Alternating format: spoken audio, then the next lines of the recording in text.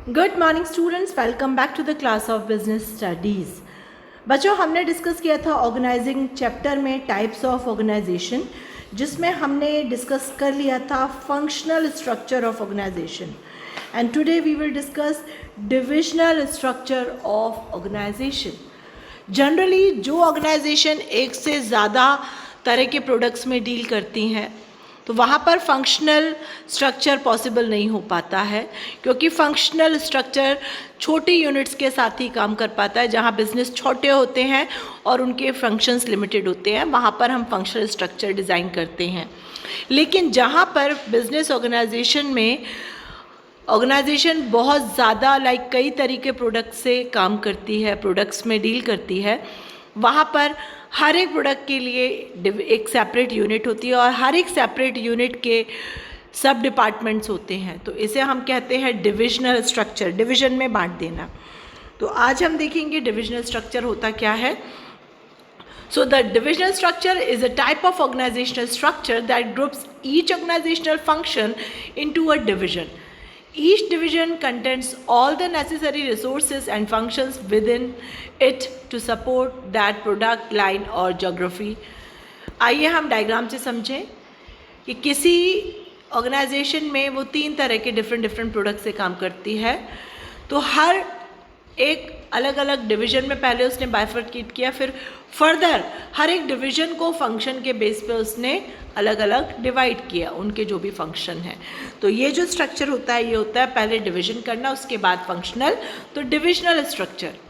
और क्लियर समझें, एक ऑर्गेनाइजेशन डील करती है कॉस्मेटिक से, मेडिसिन से, गारमेंट से, फुटवेयर से। तो पहले उसने ये 4 डिवीजन बांटे। अब हर डिवीजन के अपने कुछ फंक्शंस हैं, production, purchase, marketing, finance.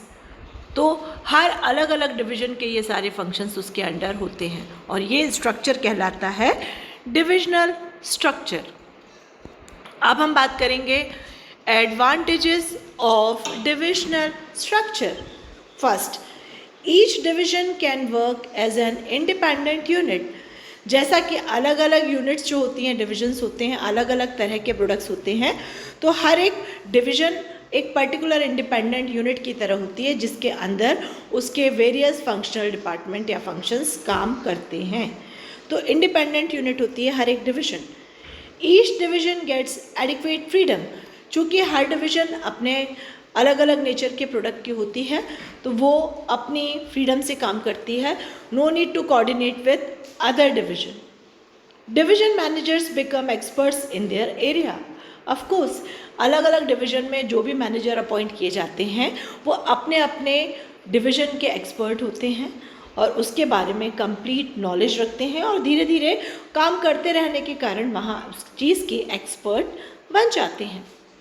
Removes need for direct supervision of division bye corporate manager. सीधा सीधा कॉर्पोरेट मैनेजर की जगह डिवीजन में वहाँ पे जो डिवीजन हेड होता है, वो अपने अंडर के सारे फंक्शंस को देखता है। Divisional manager improves the use of resources. चूँकि हर एक डिवीजन मैनेजर अपने एरिया का, अपने डिवीजन का एक्सपर्ट बन जाता है, तो वो धीरे धीरे रिसोर्सेज का ऑप्टिमम यूटिलाइजेशन करने पे काम करने लगता है। Timely and effective decisions can be taken.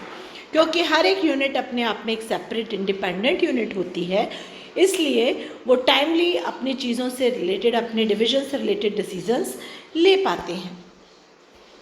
तो here we discussed advantages of divisional structure, and now we will discuss disadvantages of divisional structure. The structure is not suitable for small organization. जैसा कि मैंने explain ही किया, जहाँ पे organisation छोटी होती हैं, सिंगल प्रोडक्ट होता है, वहाँ पर फंक्शनल स्ट्रक्चर सूटेबल होता है। डिविजनल स्ट्रक्चर छोटी ऑर्गेनाइजेशन के लिए सूटेबल नहीं माना गया है। डुप्लीकेशन ऑफ एक्टिविटीज़ में happen in different divisions.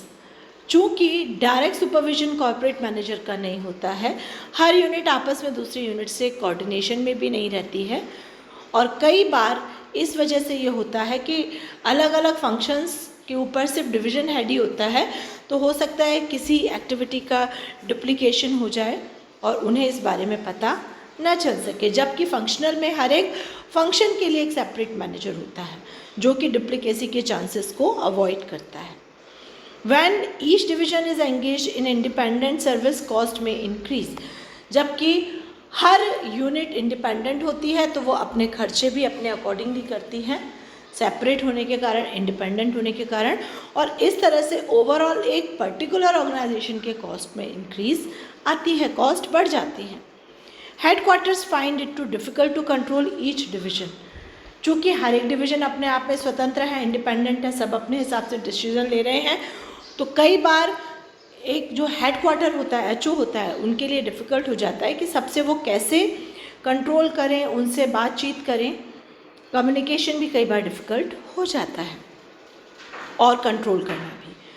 When each divisional manager safeguards his interest alone, he ignores the common goal of the organization.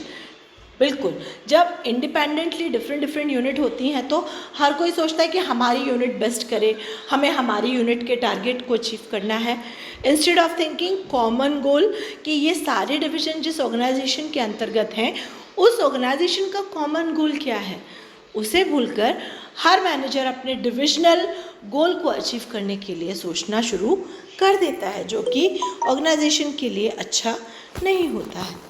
तो बच्चों, आज हमने डिस्कस किया second type of organisational structure known as divisional structure and its advantages and disadvantages. Hope you understand this concept. Thank you. Have a nice day.